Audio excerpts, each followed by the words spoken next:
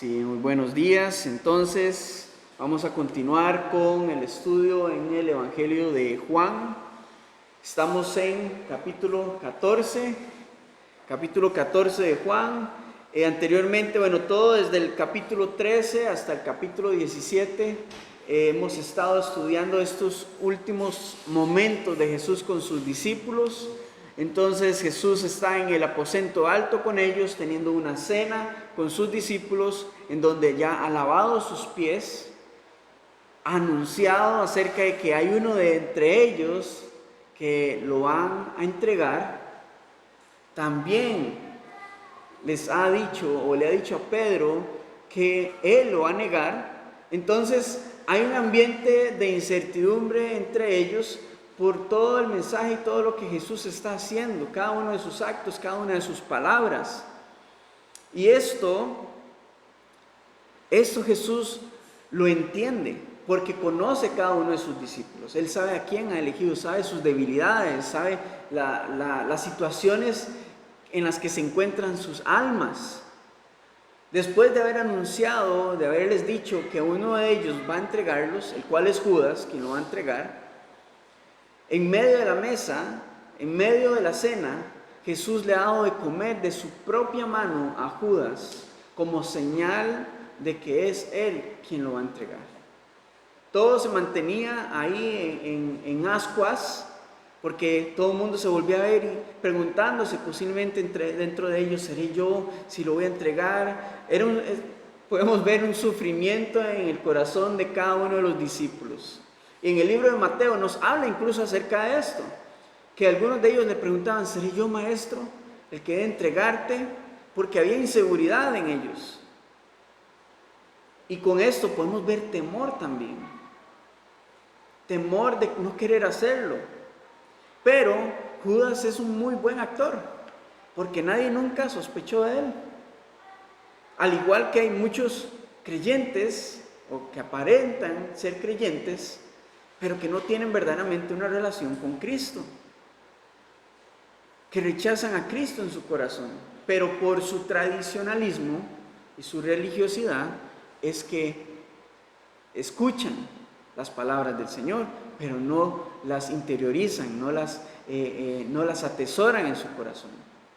Después de este acto de Jesús haberle dado de su pan, lo cual significaba algo de agradecimiento, como de cortesía, algo que alababa a la persona a la que estaba recibiendo el pan dentro de la cultura. O sea, el Señor estaba exaltando, o estaba más bien animando a Judas. Estaba mostrándole su amor, su compasión por medio de este acto. Pero al mismo tiempo estaba dando una señal a quienes le habían preguntado de quién le había de entregar, solo que ninguno comprendió. Después de esto, Judas ya se ha ido, ha abandonado la cena. Algunos pensaban que iba a comprar algo para la preparación de la Pascua, otros pensaron que probablemente iba a ir a comprar algo para los pobres. Pero la verdad es que él ha abandonado este lugar, el aposento alto, para poner en marcha su coartada de ir y entregar a Jesús. Así que ahora Jesús se encuentra solamente con los 11 discípulos, los cuales van a ser como los pilares sobre los cuales la iglesia va a comenzar a surgir en el Nuevo Testamento, a partir del libro de Hechos. Y a ellos Jesús los va a tomar para capacitarlos, discipularlos y también para equiparlos con todo lo que ellos necesitan para cumplir la misión que les va a ser encomendada, que va a ser predicar acerca de las buenas nuevas de salvación en Jerusalén, en Judea y hasta lo último de la tierra. Y eso se extiende hasta nuestros días. Entonces vamos a iniciar en capítulo 14, en versículo 1, porque ya después de entonces no estar Judas entre ellos, el Señor va a comenzar a ir más profundo con sus palabras para sus discípulos, preparar sus corazones. Inicia diciendo, versículo 1, no se turbe vuestro corazón, creéis en Dios, creed también en mí. Con estas palabras inicia Jesús. No se turbe vuestro corazón. Crean en mí. Crean en Dios. Creed también en mí. Con esto estamos viendo de que posiblemente el maestro sabe lo que hay en sus corazones y está preparándolos para el anuncio que Él les va a dar. ¿Cuál es? Versículo 2 dice: en la casa de mi Padre muchas moradas hay. Si así no fuera, yo os lo hubiera dicho. Voy pues a preparar lugar para vosotros. Y si me fuere y os preparare lugar, vendré otra vez y os tomaré a mí mismo, para que donde yo estoy, vosotros también estéis. Y sabéis a dónde voy, y sabéis el camino. Jesús les está anunciando que se va. Entonces, lavaron los pies de sus discípulos, o sea, lavaron los pies de ellos. Les anuncia que uno de ellos lo va a entregar. Pedro le dicen que él lo va a negar. Ahora el maestro les está diciendo que él se va.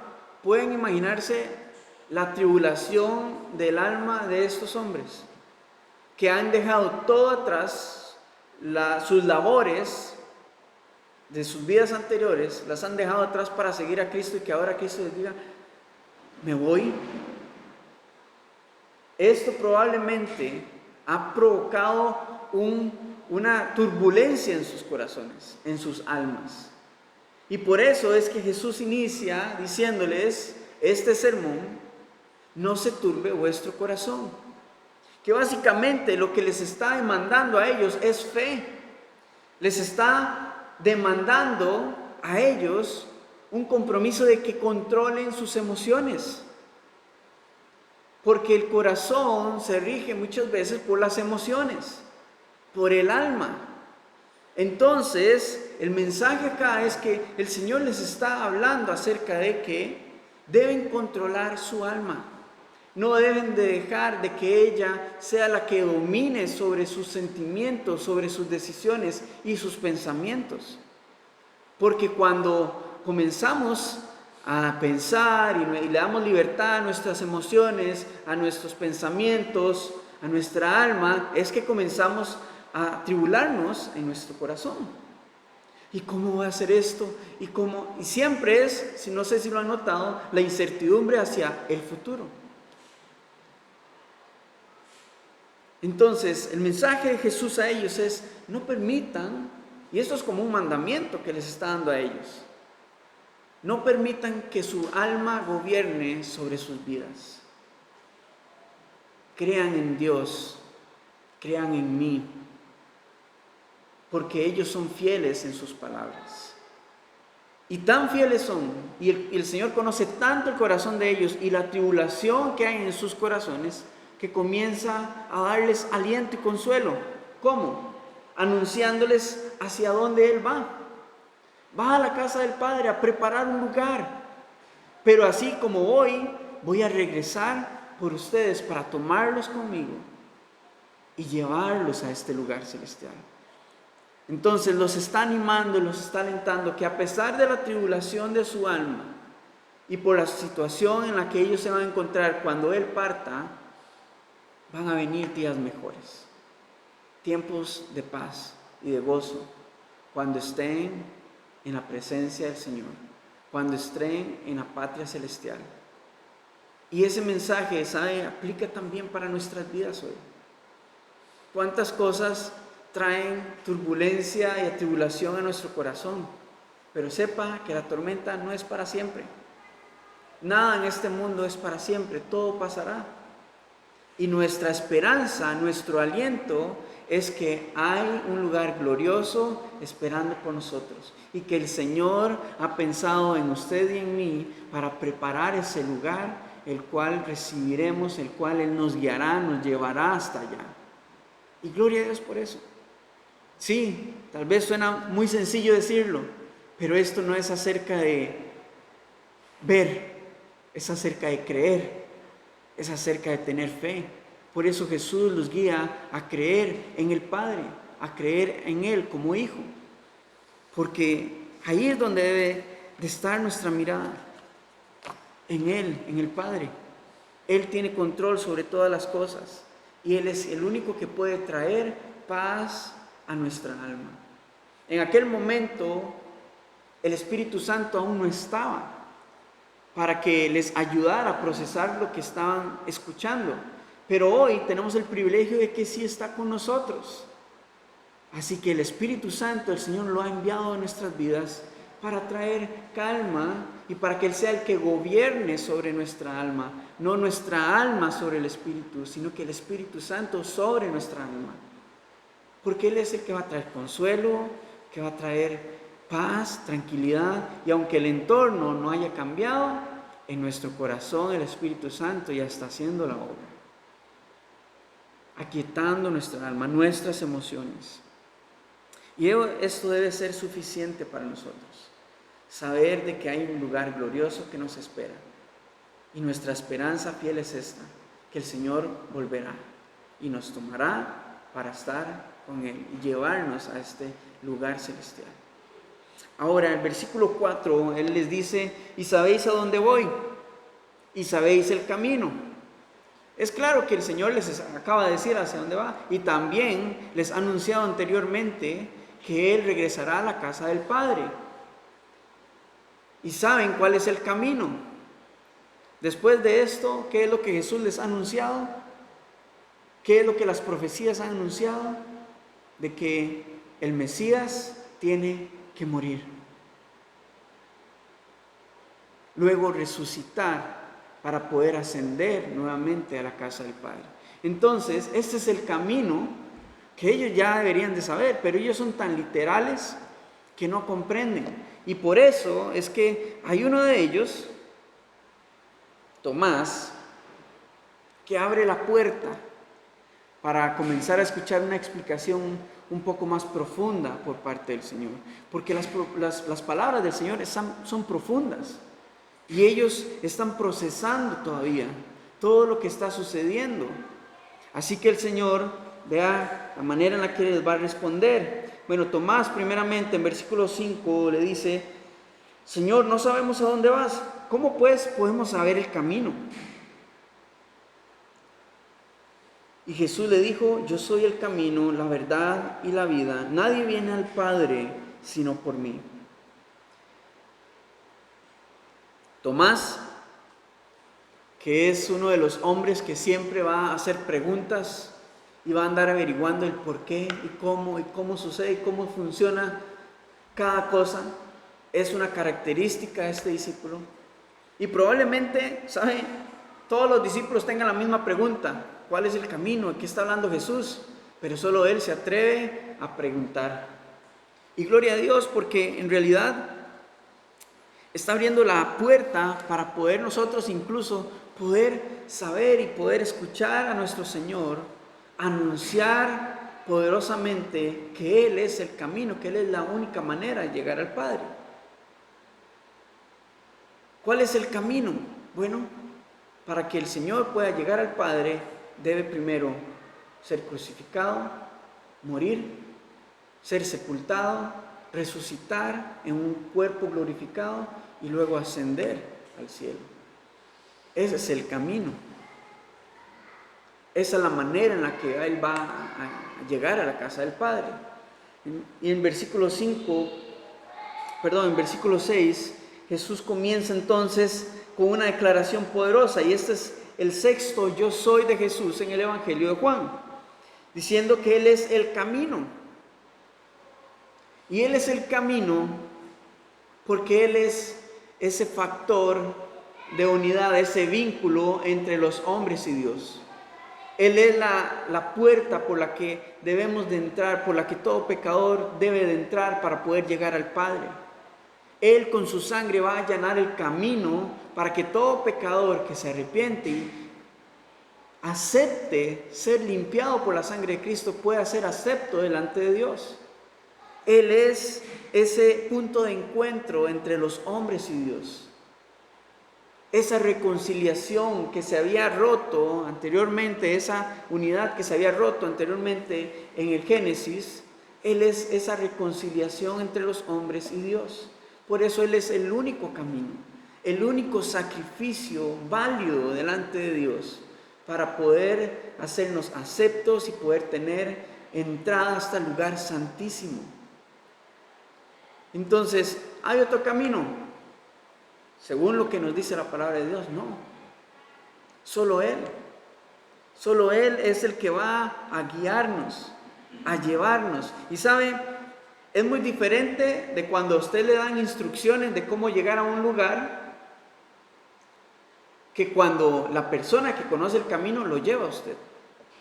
Porque a través de las instrucciones, tal vez si su retentiva no es muy buena, como la mía, nos perdamos en medio del camino y nos desviemos.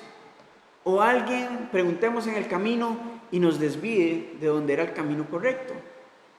Pero es muy diferente que cuando alguien viene con nosotros y nos guía y nos lleva hasta nuestro destino. Entonces Jesús les ha anunciado hacia dónde Él va. Y ahora Él les está diciendo, yo los voy a llevar. Les he dado instrucciones, ¿sí? Pero para que ningún engañador ni mentiroso traiga confusión en sus vidas y los haga desviarse del camino por el cual deben de caminar, yo los voy a llevar. Véanme a mí, vean mi vida. Esta es la manera, por aquí deben de ir y en mí deben de creer. Entonces, es muy diferente llevar nuestra vida cristiana o nuestra vida, sí, de creyentes, si no tenemos una relación con Dios, si no tenemos una relación íntima con el Señor. Porque si no tenemos eso, en medio del camino nos vamos a desviar y no nos vamos a dar cuenta. Pero si tenemos una relación íntima con el Señor, meditamos en su palabra, entonces vamos a comprender por dónde debemos de caminar, qué decisiones deberíamos de tomar.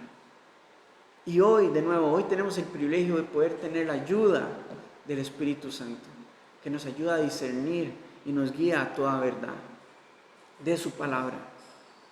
Entonces, Él es el único camino, no hay otro. A Él debemos de seguir. Y es muy importante entender de que el camino no son las obras, no es la liturgia religiosa, el camino no es las labores humanitarias, ni la meditación, ni nada de esto. El camino es la fe en nuestro Señor Jesucristo. Solo en Él. No son las obras, es la fe en Él. Y esto es en lo que Él insistió, porque incluso a través de sus obras, Él lo que demandaba era fe de todos aquellos que las presenciaban. En medio de cada sanidad, Él demandó fe en Él. No que creyeran o que siguieran las obras, sino que fe en Él. Ese es el camino. Fe en Él, no obras. Fe en Él. Él es la verdad, porque todas las palabras que Dios había hablado en el Antiguo Testamento acerca del Mesías, del Salvador, se cumplen en Jesús. Entonces, Él cumple con toda la verdad que el Padre había anticipado de lo que se había de hacer, de la manera en la que Él viviría, en la manera en la que Él vendría a este mundo. Todo se cumple en Jesús. Y muy importante, aún Jesús estando en medio entre su pueblo, Él insistía en decir, las palabras del Padre son las que yo hablo. Las obras que yo hago no las hago por mí mismo, sino que vienen del Padre. Entonces, podemos ver que Él es la verdad por eso. Porque Él no actuaba bajo su propia voluntad, sino que se sometía a la voluntad del Padre. Y Él es la palabra viva de Dios. Él es la palabra encarnada de Dios. Por lo tanto, Él es verdad. No hay engaño. No hay cómo perderse con Él. Él nos va a guiar y nos va a testificar cómo debemos de caminar. Y eso es lo que les está diciendo a sus discípulos. Que lo sigan a Él, porque Él es la verdad, Él es la manera, Él es el camino por el que deben de atravesar. Y por último, de esta declaración, bueno, el otro punto es de que Él es la vida. Y el término acá, vida, es zoe. Y hemos visto que la palabra zoe en griego significa la vida eterna, la vida que solamente proviene de Dios. Así que Él es la vida, porque simple y sencillamente Él es el creador del universo. Él es el que le da vida a toda la creación. Y Él da vida a todo lugar en donde Él está, porque Él es la resurrección y la vida. ¿Recuerdan lo que les dijo a Marta? Que Él es la resurrección y la vida. Y por esa causa también estaba anunciando de que Lázaro iba a resucitar, porque Él es vida, Él es resurrección, en donde todo lugar donde Él está, Él va a traer vida. Y esto, si el Señor está en nuestro corazón hoy, quiere decir que Él ha traído vida a nuestro corazón, a nuestra alma. Y aunque partamos de este mundo, a través de la muerte, Él nos garantiza de que tenemos vida eterna, vida eterna en Él. Porque Él es el único que la puede dar. Y para ahora sí sellar con broche de oro su declaración, que dice la última frase: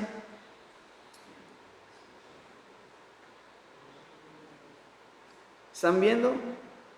Esta última frase, lo que Él dice: nadie viene al Padre sino por mí. Y con esto, ¿sabe? Jesús está eliminando cualquier otro sistema de creencias que no sea creer en Él. Él está sellando en su declaración, hablando de que Él es la única manera en la que puede el hombre llegar al cielo, llegar a Dios. Está eliminando cualquier otro sistema de creencias. Así que en vano el hombre, a través de la historia, en vano se ha desgastado y ha trabajado en buscar cómo llegar al cielo, cómo llegar a Dios. Porque no hay otro camino, solamente Él. Y si Él es el camino de verdad, si solamente a través de Él podemos encontrar a Dios, llegar al Padre, quiere decir que cualquier otro camino no es. Si Él es el único camino que nos lleva a la vida eterna, cualquier otro camino, ¿a dónde nos lleva? A la muerte. A la muerte. Y esto es algo de lo cual tenemos que estar conscientes. De que Jesús nos está hablando, le está hablando a sus discípulos. Les ha enseñado a sus discípulos, les ha ejemplificado a sus discípulos que no es a través de las obras, que esto no es lo que genera salvación, no es a través de una sanidad, porque Él no busca salvar el cuerpo, sino que busca el corazón, el alma de la persona. Él puede hacerlo y lo hizo para evidenciar su divinidad, para tratar de generar fe en otros. Pero hay quienes no creían, cerraron sus corazones. Pero esa era la evidencia, ¿verdad? Las obras que Él estaba haciendo, pero no es el camino, no es la manera. Tampoco son los actos religiosos, tampoco es el tradicionalismo religioso, ni el legalismo, ni cuán buena persona usted crea que sea. El Señor le ha enseñado a sus discípulos que el camino, la manera, es teniendo fe en Él, que es teniendo una vida de amor ágape. Y Él les ha enseñado y les ha explicado este concepto de amor, que es el amor más alto. También es la manera en la que tengamos compasión y servicio unos a otros como iglesia, por los demás. Ese es el camino. Y también el vivir en obediencia a la voluntad del Padre. Porque Jesús eso fue lo que hizo durante toda su vida estando acá en la tierra. Someterse a la voluntad del Padre. Entonces, si Él nos dice que es la única manera para poder llegar al Padre, debemos imitarlo a Él en todo aspecto de su vida. Debemos de buscarlo a Él, mantener nuestra mirada puesta en Él. Ahora, recordamos que capítulos anteriores, Él hablaba de que Él es el buen pastor. Pero ahora comprendemos por qué razón, aún más amplio. Él es el buen pastor porque Él es el que va a marcar el camino, el que va a abrir la brecha por donde tengamos que caminar. Él es el que va a hablar verdad, el que va a traer vida a sus ovejas y las va a alimentar para preservar sus almas. Entonces, al buen pastor es al que debemos de seguir. Es sencillo, no hay como perderse con el Señor. Es a través de Él solamente. Versículo 7 les dice: si me conocéis, también a mi Padre conoceríais. Y desde ahora le conocéis y le habéis visto. Felipe le dijo: Señor, muéstranos al Padre y nos basta. Jesús le dijo: ¿tanto tiempo que he estado con vosotros y no me has conocido, Felipe? El que me ha visto a mí, ha visto al Padre. ¿Cómo pues dices tú, muéstranos al Padre? ¿No crees que yo soy en el Padre y el Padre en mí? Las palabras que yo os hablo, no las hablo por mi cuenta, sino que el Padre que mora en mí, Él hace las obras. Creedme que yo soy en el Padre y el Padre en mí. De otra manera, creedme por las mismas obras. Felipe le costó cómo poder hallar la solución dentro de su ecuación para poder alimentar a más de 5,000 personas en el capítulo 6. Porque Jesús le pidió a él: denle ustedes de comer. Y le encomendó a Felipe ver cómo solucionar el asunto. Y él hizo números y dice: no, es imposible, no tenemos. Porque él no estaba incluyendo al Señor dentro de esa ecuación. Ahora vemos a Felipe nuevamente acá, y no malinterpretemos su pregunta, porque es sincera. Su deseo es que al estar escuchando a su maestro hablar tanto acerca del Padre: Señor, muéstranos al Padre. Era un anhelo de su corazón.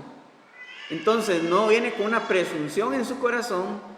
No malinterpretemos de que está dudando de que el Señor tenga relación con el Padre. Simplemente es un deseo. Pero veamos cómo Jesús le responde. Hace tanto tiempo, han caminado 3 años con el Señor.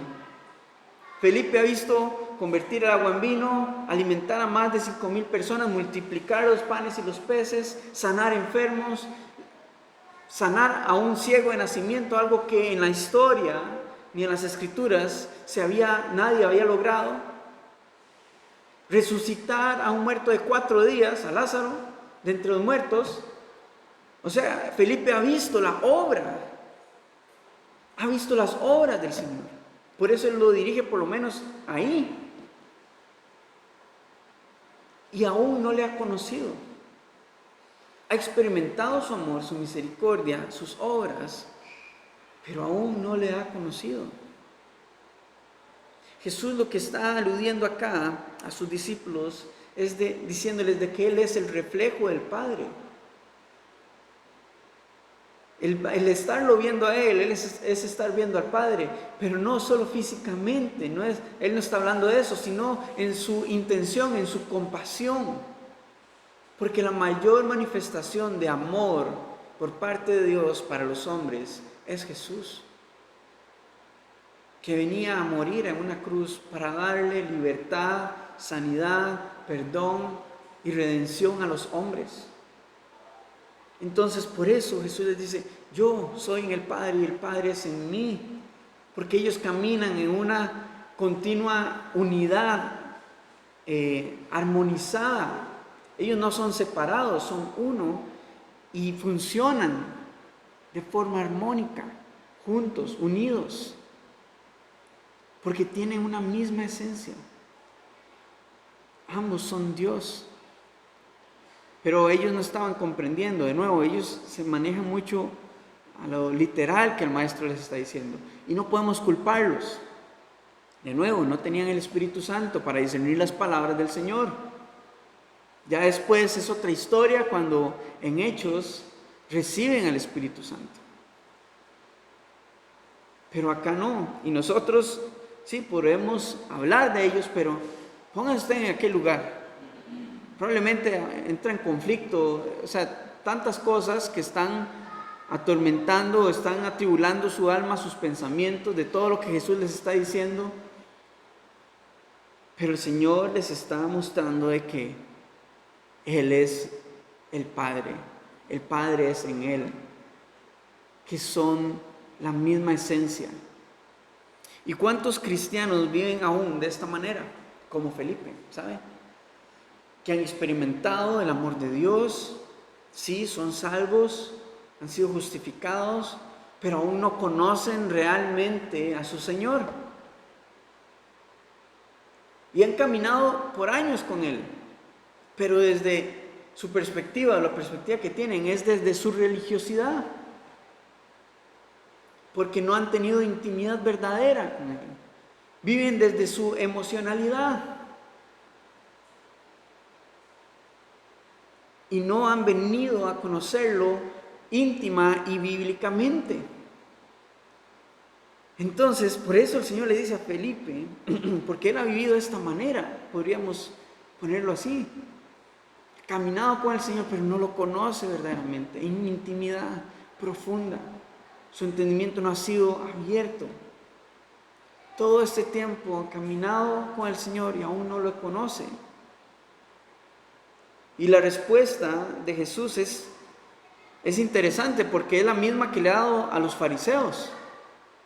Si no creen en mí, crean en las obras, porque las obras que hago son del Padre, a través de mí. Entonces también con esto, el Señor nos está mostrando de que el enfoque en nuestras vidas no debe ser las obras. Ay, es que yo hago, es que el Señor me usa. No, todo lo que hacemos es porque el Padre en su voluntad desea utilizarnos e involucrarnos en su obra. Nada es acerca de nosotros, todo es acerca del Hijo. Y cuando el Hijo tiene gloria, estamos glorificando también al Padre.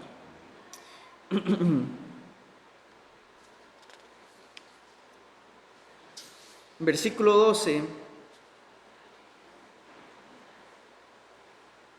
Podríamos decir que estos últimos 3 versículos de la sección que vamos a estudiar hoy es que la misión continúa, porque veamos, Jesús les dice: de cierto os digo, el que en mí cree, las obras que yo hago, él las hará también, y aún mayores hará, porque yo voy al Padre. Y todo lo que pidieres al Padre en mi nombre, lo haré para que el Padre sea glorificado en el Hijo. Si algo pidiereis en mi nombre, yo lo haré. Entonces, primero, versículo 12. ¿Es claro que Jesús le está hablando a sus discípulos? Tenemos que tener eso en mente. Pero, ¿qué es lo que dice? El que cree, el que en mí cree. La pregunta es: ¿cree usted en Jesús? ¿Bien? Bien, entonces, veamos lo que sigue. El que en mí cree, las obras que yo hago, él también las hará, y aún mayores. O sea, que esta promesa no es solamente para los discípulos, sino para todo el que cree en el Señor Jesucristo. Ahora, aquí viene lo que muchos han tergiversado, han manipulado y han utilizado de manera errónea. Porque han pensado de que, porque el hecho de que el Señor los haya usado una vez para traer sanidad sobre una persona, han tomado un pretexto a partir de ahí para abrir un ministerio de sanidad. Pero eso es lo que el Señor no está diciendo acá. El Señor puede sanar, puede usarnos para traer sanidad sobre otra persona de manera física, de restaurar a una persona. Pero eso no quiere decir de que ya usted ahora tiene que abrir un ministerio de sanidad. Porque el Señor, como hoy, dentro de su voluntad, quiere utilizarnos para su obra, probablemente el día de mañana no. Y eso no nos hace menos. Simplemente nos sometemos a su obediencia. Pero cuando utilizamos estos versículos de manera errónea, esto puede afectar a la iglesia, porque usted estaría comenzando a jugar con las emociones de las personas. Y entonces, en lugar de fe, lo que está alimentando es el alma de la gente, en sus emociones, en su corazón, y si nada sucede, entonces, es que el Señor no quiere. Pero si usted ha comenzado en esa línea, tenga por seguro de que usted ya dañó las emociones y la fe de esa persona. Por eso todo lo que el Señor hacía lo sometía a la voluntad del Padre, no bajo su propia voluntad. Por eso los discípulos en el libro de Hechos, que comienzan a hacer obras de sanidad, lo hacían bajo la voluntad y guiados por el Espíritu Santo, no bajo su propio consentimiento, no buscando sus propios beneficios. Pero dice no solamente acerca de las obras, sino que dice que aún mayores hará. Y ese es el punto, ese es el enfoque de Jesús en estas palabras. Porque Él se está refiriendo con aún mayores a la difusión del Evangelio de salvación. Y vayamos por un momento al libro de Hechos. Después de la ascensión de Jesucristo, en el día de Pentecostés, ese mismo día, Pedro está compartiendo el mensaje de salvación y 3,000 personas vienen a los pies de Cristo. Más que las que en 3 años de ministerio de Jesús vinieron a creer en Él. Ya está haciendo obras mayores, porque el enfoque del Señor no es salvar el cuerpo de una persona, sino su corazón. Y el mayor milagro que pueda haber en la humanidad, el mayor milagro que le puede suceder a una persona, es el ser perdonado, justificado y nacido de nuevo a través de la sangre de Jesucristo para tener vida eterna. Ese es el mayor milagro que pueda haber, lo que podemos experimentar como seres humanos. De que aún sabiendo Él de que somos pecadores, de que estamos envueltos en nuestros delitos, en nuestro pecado, Él nos amó y aún así nos dio salvación. Y aún así nos quiere ahora usar e involucrar en su obra. ¡Qué milagro más grande! Ahora póngase a pensar cuántas personas han venido a los pies de Cristo después de la ascensión del Señor. Hasta nuestros días. Millones de millones de millones. Mayores cosas que Él ha hecho los discípulos y ha hecho la iglesia. Porque tantas personas han escuchado el mensaje de salvación, tanto judíos como gentiles, que hasta el día de hoy ha llegado a nuestros oídos y hoy podemos tener el privilegio de poder tener una relación con el Señor y de gozar de su salvación. Este es el enfoque de las palabras de Jesús en este versículo. No que Él no pueda sanar, Él lo puede hacer. Tiene el poder y la autoridad para hacerlo. Pero su enfoque principal es traer salvación a la vida de la persona. Ese es su enfoque. Y esto queda respaldado con la mayor obra de nuestro Señor Jesucristo. ¿Cuál fue? ¿Levantar a Lázaro de los muertos? No. ¿Darle vista a un ciego de nacimiento? No. ¿Cuál fue su mayor obra? La cruz. Su muerte en la cruz, en sacrificio por todos, para que el hombre tuviese reconciliación con el Padre. Entonces, esa es la evidencia de que las obras mayores se dirigen hacia el mensaje de salvación. Ese es el mayor milagro, la restauración del hombre con Dios. Versículo 13. dice, y esto es también parte de lo que muchos han usado erróneamente, dice, y todo lo que pidieres al Padre en mi nombre, lo haré, para que el Padre sea glorificado en el Hijo.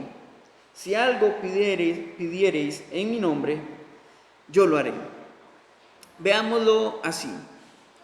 Esto es como que yo tenga un cheque a mi nombre, pero yo lo firme y se lo dé a usted. Y usted tiene nada más que ponerle su firma y cambiarlo en el banco. Yo le estoy endosando un cheque para que usted pueda cambiarlo. Entonces, Jesús está enviando a sus discípulos, los está endosando de que vayan a su nombre delante del Padre para pedir conforme a lo que ya está escrito en ese cheque, lo cual es la voluntad del Señor Jesucristo. Entonces, los está guiando delante del Padre para que vayan y pidan conforme a la voluntad del Señor, no conforme a sus propios deseos, a sus propios caprichos, a sus propias peticiones, sino conforme a la voluntad del Señor. Para que el Padre entonces cumpla, ¿verdad? Realizando la obra, contestando la oración, y entonces el Hijo sea glorificado y a través del Hijo el Padre. No usted, sino el Hijo y el Padre. Entonces hasta en esto tenemos que tener cuidado. Hay una limitante en estas palabras de Jesús, y es que todo debe ser sometido a su voluntad. Todo lo que pidieres al Padre en su nombre, bajo su voluntad, Él lo hará. Pero bajo su voluntad, no bajo nuestra voluntad. Entonces no es solamente que porque la frase o la oración tenga en el nombre de Jesús al final, ya se va a cumplir, ya va a suceder. No, sino que, Señor, y vea, y el privilegio que tenemos nuevamente hoy es que tenemos al Espíritu Santo para ser guiados en saber cómo pedir y cómo orar, para que Él nos guíe. Señor, guíanos, Espíritu Santo, guíame en cómo debo de orar, hacia qué dirección debo de orar, porque quiero someterme bajo tu voluntad, bajo la voluntad del Padre. ¿Cuál es la voluntad del Señor? ¿Cómo puedo orar por esta persona, por esta situación? Eso es lo que el Señor les está guiando a sus discípulos. Porque entonces así los obliga a venir, sí o sí, a intimidad con Él, para conocer su voluntad. Entonces, hermanos, no permitamos que nuestra alma gobierne sobre nuestros corazones, a pesar de la tribulación que haya en nuestra vida acerca de la incertidumbre que genera el futuro. Sometamos nuestras vidas completamente al Señor para que sea su Espíritu gobernando sobre nuestras almas, que el Señor sea quien aclare nuestro panorama, y recordemos siempre mantener nuestra mirada puesta en el Señor, en el futuro glorioso que nos espera con Él, porque Él va a traer consuelo, va a traer paz, va a traer gozo en nuestro corazón, y aunque nada en nuestro entorno cambie, va a traer paz a nuestra vida, a nuestra alma. Y con esto nos enseña el Señor que usted y yo tenemos dominio propio. Esto es dominio propio. El cómo poder aquietar nuestra alma, nuestro corazón a través del Espíritu Santo, porque Él es quien nos recuerda sus promesas una y otra vez, para que no nos apresuremos, sino que podamos ir confiadamente, paso a paso, confiando en quien sí tiene control de todas las cosas y el que conoce nuestro futuro. Entonces confiemos completamente en el Señor y Él nos va a llevar de su mano hasta nuestro destino. También recordemos que vendrán tiempos mejores, de gozo, de descanso eterno cuando estemos en su presencia, tanto en esta tierra como cuando lleguemos a nuestra patria celestial. Pero mantengamos nuestra mirada en ese futuro glorioso que nos espera como creyentes y compartámoslo con aquellos que aún no lo conocen. para que tengan esperanza. Así que sigamos a nuestro buen pastor, permitamos que Él sea quien pastoree nuestra vida, nuestra alma completamente, porque Él siempre va a buscar lo mejor, los mejores pastos para alimentarnos. Y el mejor pasto que puede alimentarnos es su palabra, es su presencia y el lugar donde se predique su palabra. Son buenos pastos y el Señor nos va a guiar hacia eso, porque Él es el que va a traer verdad, que va a traer vida por medio de su palabra, y así no habrá cómo perdernos, porque este es su estándar. Y también, por último, así como con sus discípulos, el Señor quiere involucrarnos en su obra redentora, anunciando el mensaje de salvación a toda persona, haciendo obras mayores que las que el Señor hizo, porque Él ya no va a estar, ya no está, físicamente hablando, pero su presencia, su espíritu, aún continúa extendiendo gracia y misericordia a toda nación, a toda persona. Entonces busquemos ser involucrados en su obra para llevar el mensaje de salvación a nuestra familia, a nuestra comunidad, a nuestro país. Amén.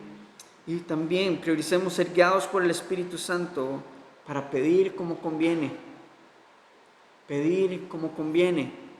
Busquemos la guianza del Espíritu Santo para orar conforme a la voluntad de nuestro Señor. Y también tener siempre fe de que el Señor puede hacer la obra, pero someter todo, Señor, bajo tu voluntad. Todo esto lo sometemos bajo tu voluntad. Señor, trae salvación, concede salvación a esta otra persona, lo sometemos a tu voluntad. ¿Para qué? Para que la gloria comprenda que no es suya, porque haya orado, sino que es del Señor. Y que Él simplemente nos está involucrando en su obra, por medio de la oración, de la intercesión. Amén. Gloria a Cristo. Gloria a Dios. Padre, gracias por tu palabra. Gracias porque podemos comprender la practicidad y la aplicación de cómo debe vivir el creyente, cómo vivir sometidos a tu presencia, a tu voluntad.